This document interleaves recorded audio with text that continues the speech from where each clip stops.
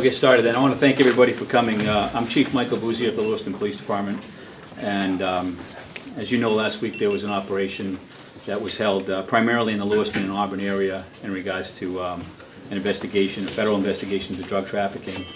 As a result of that investigation, there was actually a total of 24 arrests that were made. I know last week the U.S. Attorney's Office had done a press release and announced the 14 people that were taken into federal custody. In addition to that, there were 10 additional people that were arrested on state drug charges. We do have the names of those folks on the state drug charges, so I'll give you copies of that at the end of the press conference. And now I'd like to introduce the United States Attorney for the District of Maine, Judge Delahanty. Judge? I want to join Chief Bouzier in welcoming you here this morning, and most especially thank you for coming. I do know that in the announcement for this meeting this morning, the details were a little skimpy because we didn't exactly know what would be happening as things went along during the day.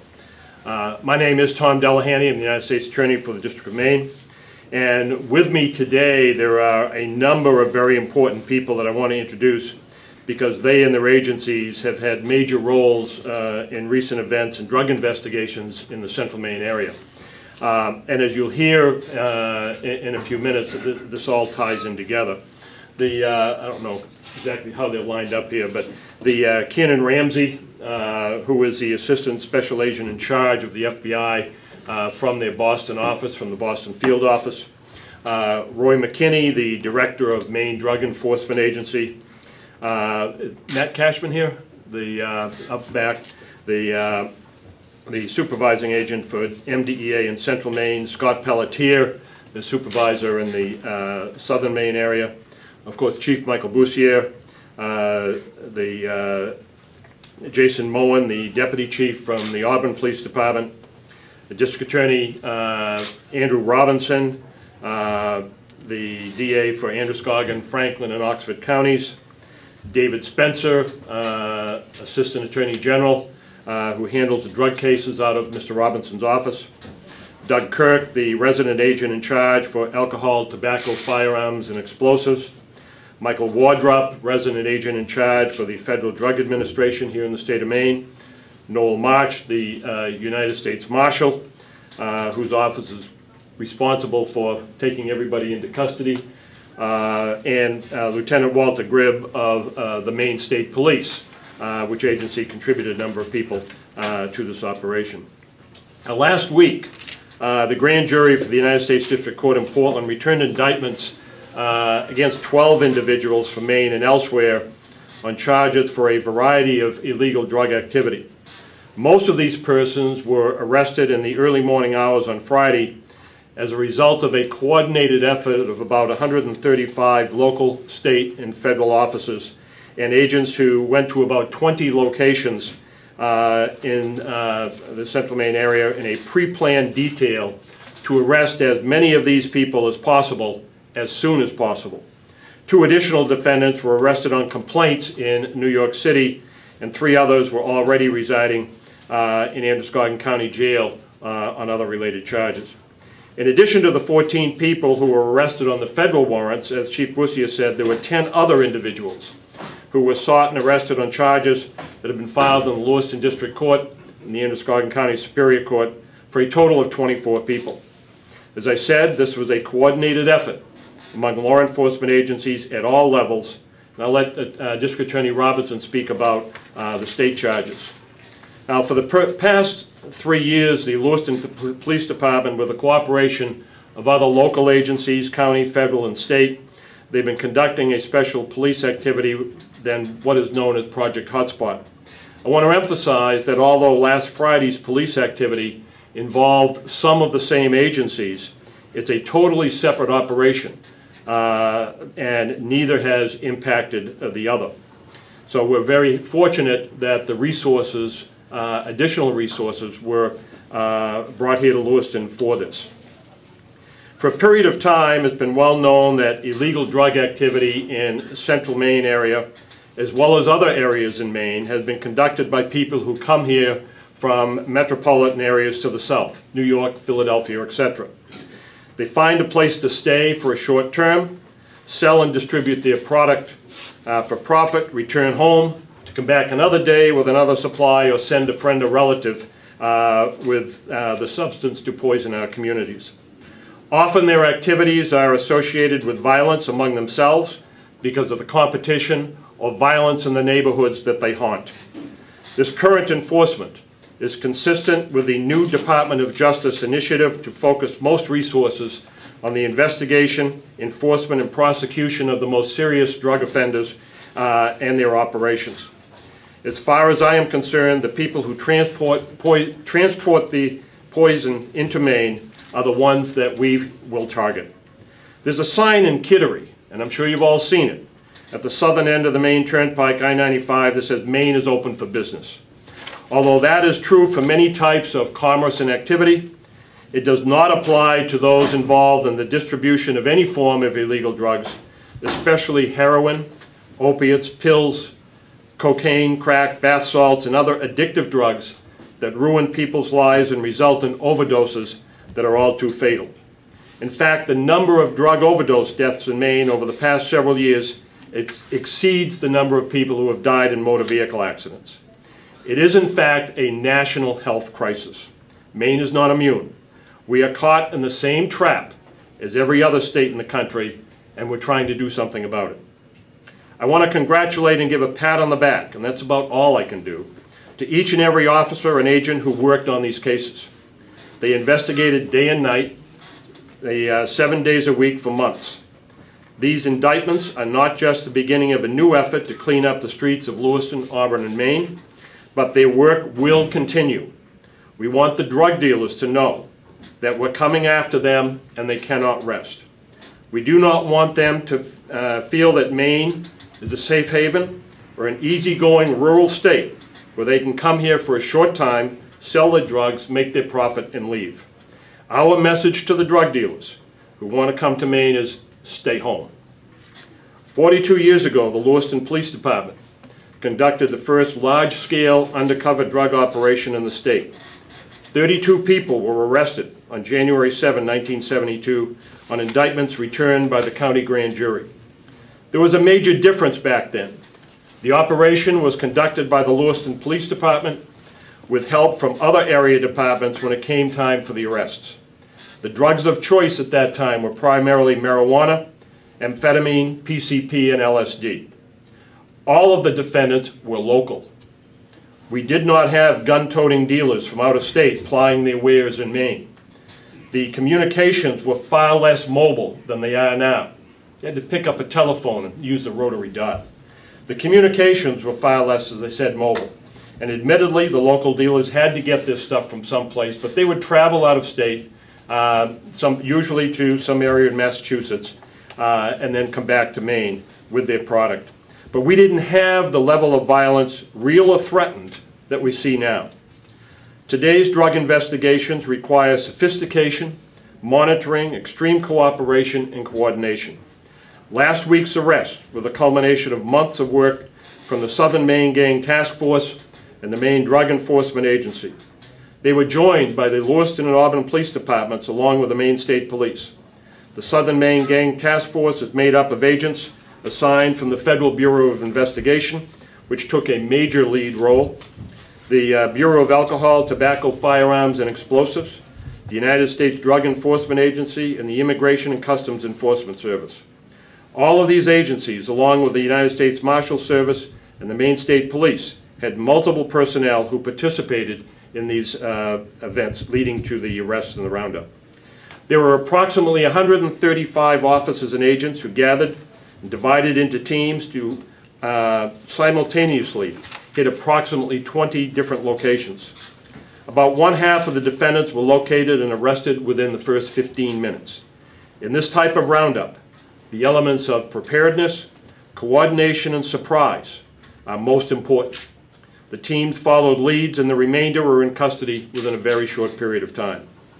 It takes a lot of preparation and cooperation to put all of this together. The agents worked very closely with an assigned attorney from my office. I want to specifically thank FBI Special Agent in Charge Vincent Lisi and the resident agent in charge for Maine, Aaron Steps, for making the resources available from Maine and New England to assist with the success of this roundup. I also want to thank and acknowledge FBI Special Agent Patrick Clancy for his hard work, diligence, and organization in pulling this together. And I want to thank Supervisor Matt Cashman from MDEA for his leadership in making the mission a success, and Chief Michael Boussier and Deputy Chief and the Chief from Auburn. They deserve special credit for their continuing leadership in pushing this and other initiatives in the Twin Cities. The drug dealers who come to Maine do not only come to Lewiston, Auburn. A week ago Friday, on January 9th, similar arrests were made in Portland. Arrests and convictions of people from out of state have been made as far north as Bangor. We do not want this business in Maine. The investigations will continue, whether it be to interrupt or dismantle the activity of one or two people, or groups and organizations of a dozen or more. Law enforcement at all levels have the support of the United States Attorney's Office when it comes to dismantling drug operations at all levels in the state of Maine. In addition, we will be concentrating also upon people who provide a place for these people who come from out of state, a place to stay, even though for a short period of time. And that is a relatively new focus. Part of the idea is to make these people who are coming here feel uneasy. We don't want them to be comfortable. We don't want them to think that the state of Maine is a place where there isn't much competition and they can come up here, ply their wares, ply their product, and make a profit. One important thing that Don Clark, the public information officer in my office, wanted to make sure I say is that all of the people who are charged here are presumed to be innocent, and no penalties can be imposed unless and until they are convicted in a court of law beyond a reasonable doubt. And I know there are a couple of people who want to make a couple of remarks. And I'm going to ask Kieran Ramsey, the Assistant Special Agent in charge from the Boston FBI. Kieran? Thank you, U.S. Attorney. Let me briefly say the FBI is proud to stand shoulder to shoulder with all of these folks behind me, from the Lewiston Police Department, the Auburn Police Department, the MDEA, the Maine State Police, DEA, ATF, HSI. We come together because it goes without saying we are all committed to keep Maine neighborhoods, Maine communities safe. We do these types of investigations, these big roundups, to have an impact, to have an immediate impact on the associated violent crime in which these people operate in these neighborhoods, to have an immediate impact on the quality of life on these communities that are suffering from this scourge of crime that continues to persist across the country, and to also have an impact on public awareness. The public needs to know that law enforcement is sharing information, resources, and expertise constantly to make sure that we keep our communities safe in this nature. Again, the FBI is very proud to be with all these folks. We thank everybody that was involved in this investigation, certainly the U.S. Attorney and the District Attorney's offices that are going to be leading the prosecution from here on out. Thank you. Thank you, Kieran. I didn't speak specifically about the state charges. I'm going to leave that to Andrew Robinson, District Attorney for Androscoggin County. Good morning. My name is Andrew Robinson. I am the District Attorney for Androscoggin, Franklin, and Oxford counties. We are grateful today for the work that has been done by the MDEA, the FBI, Lewiston PD, Auburn PD, and the Maine State Police, and the other supporting law enforcement agencies.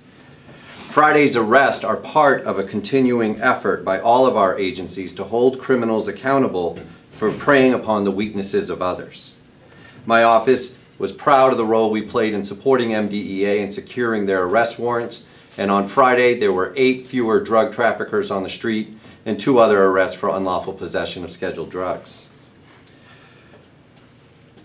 Friday's work is part of a continuing message, and that message is clear. We will not tolerate drugs and criminal activity in our community. We are all paying attention and working to stop this epidemic. And I don't give advice to criminals very often, but I would tell them this: you would be a fool to sell drugs in this community. Thank you.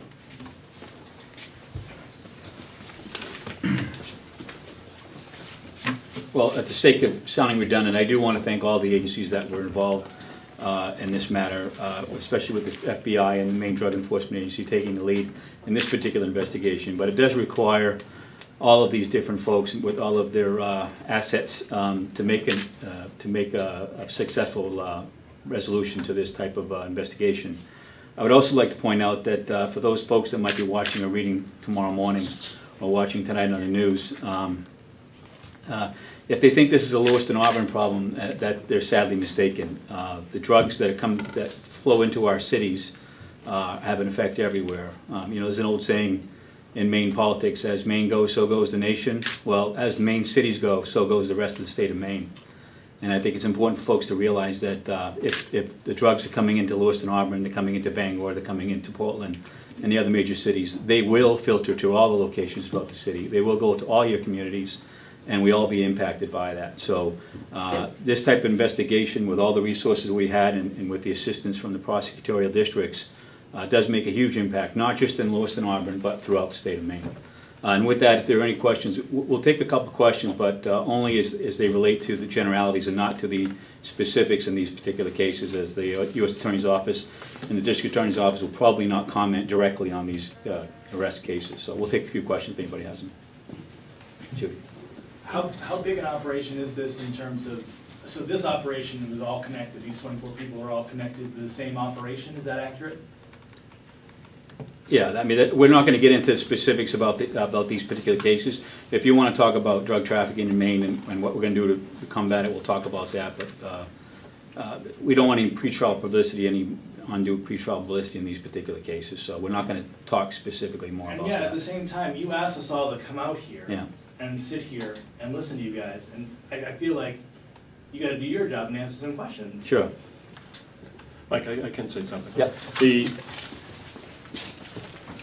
Because all of these arrests took place at the same time, it does not necessarily mean that they all stem out of, let's say, one incident, or that even any of the defendants are necessarily connected with each other. That is evidence that will have to play out in court on each individual charge. But I think it would be fair to say that all of these, both on the state and the federal level, occurred within the parameters of the time frame of the investigation. Can you say when this particular investigation that led to these 24 arrests, when it started, even if it's an approximate date? Last spring. Okay. But most of the activity would have been in the fall. Can you say what, out of all of the, what was the main drug that you were dealing with, and how much of a dent is that put in getting that off the street? How much of a dent it gets it off the street, I can't say it's a dent, it might be a crimp, but the whole idea is to focus on the people who are bringing it in. And if we get some of their drug and the product they bring in at the same time, that's a plus. Can you talk about that, what was confiscated during the arrests?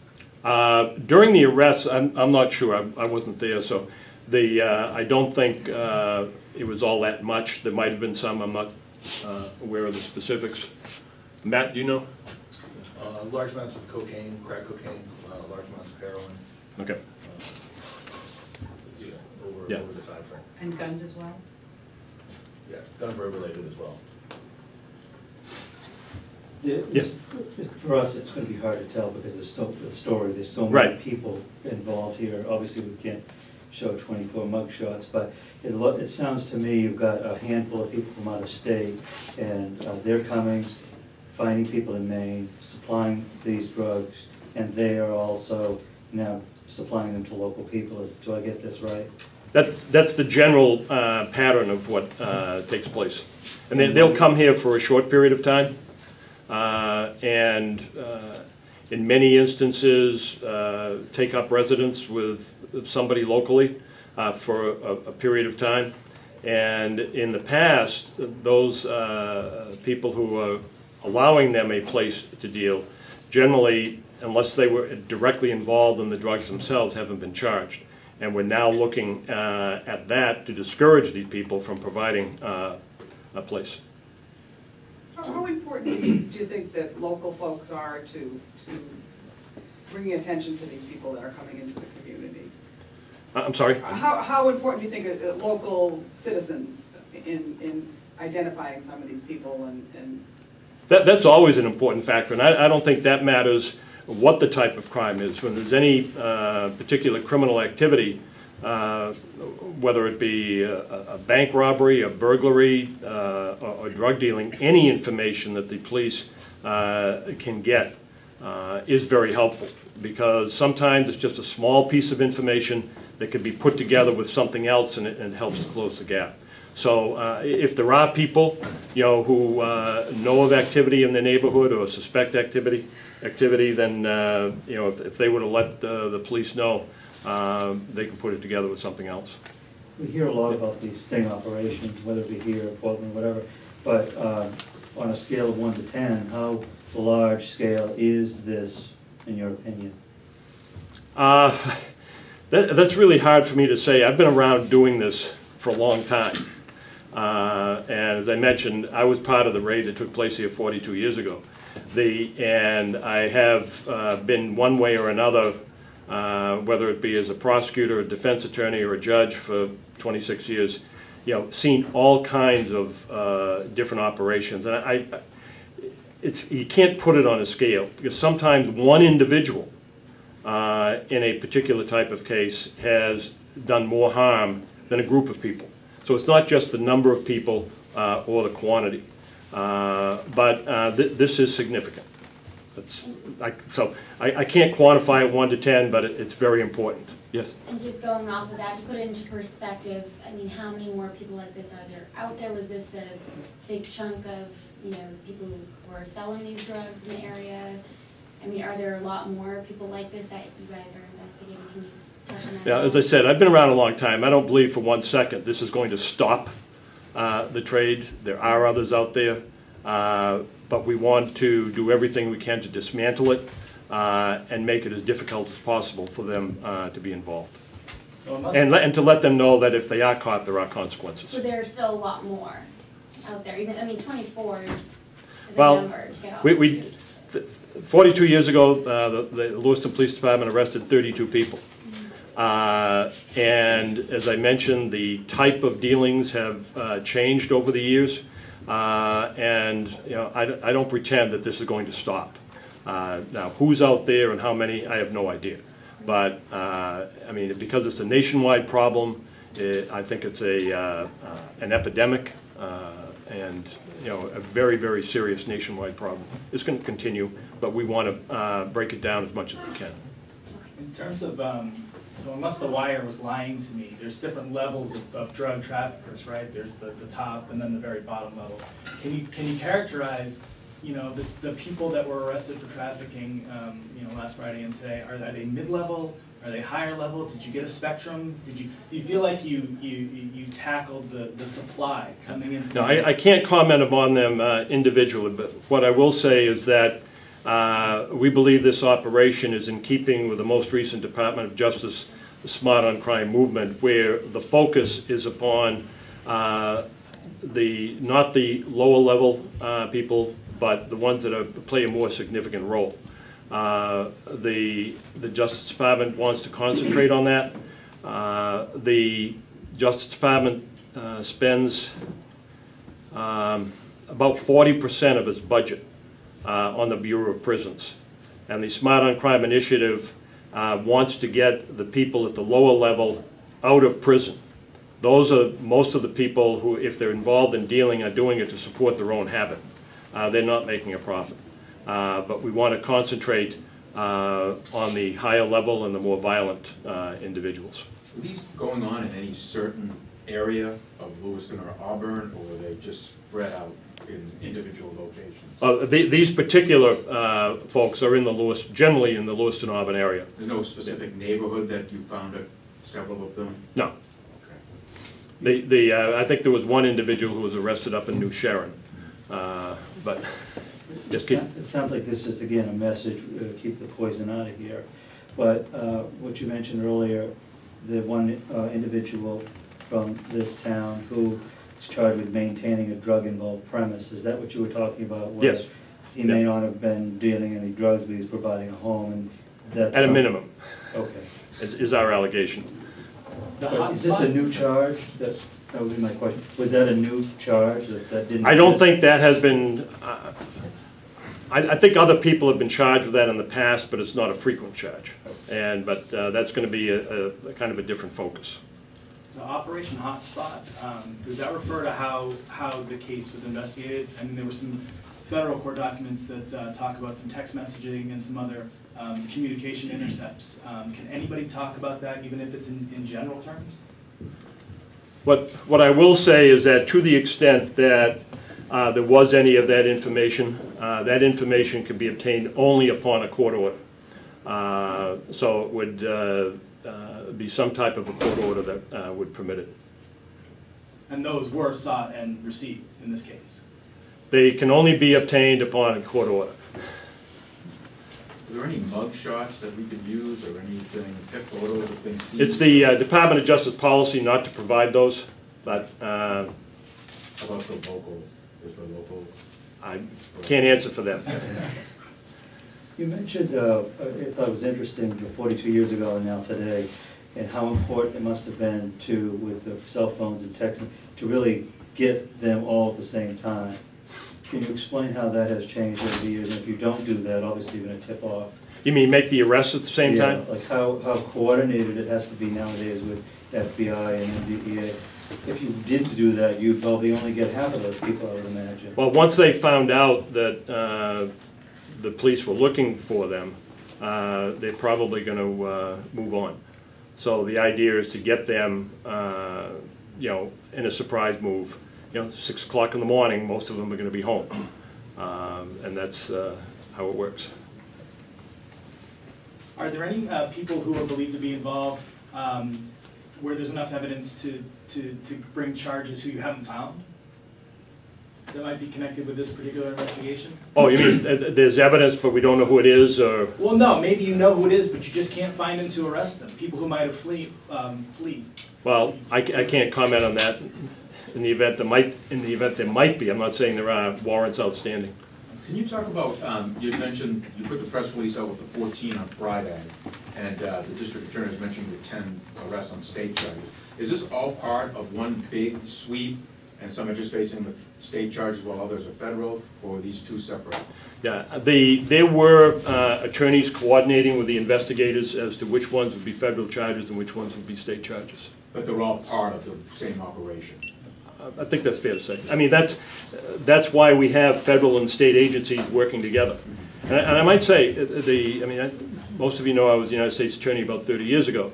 The major difference is, 30 years ago, agencies didn't talk to each other. And there was very little, if any, coordination between state and federal. That has absolutely, totally changed. It's a major change. I can't tell you how important it is. We're very fortunate that this is Maine and everybody gets along. Okay, thank you very much. Does anybody else have anything? Your Honor, I Yes. just want to say one thing. We've talked. Well, come on, Peter. Sure. Yeah. We spoke a lot about the drugs and the drug investigation, and that was the focus of this operation. But people out that may not live in Lewiston, Auburn, or people that may not be involved in the drug trade may ask, well, how does this impact me? What we know is that drugs and drug trafficking is the root of almost all the crimes that we investigate, not only here in Lewiston and Auburn, but in Grey, New Gloucester, Rumford, South Paris, Norway, and all the small towns that surround those areas. So this not only impacts the drug trade here in Lewiston, Auburn, but it impacts the burglaries, the robberies, the violent crimes that we see, the impaired driving that we see in all the other communities, all through this region. So I just wanted to make that point. This isn't just about the drugs. It's about all sorts of public safety issues that affect the average everyday person who lives here in Maine. Anything else? Thanks for coming.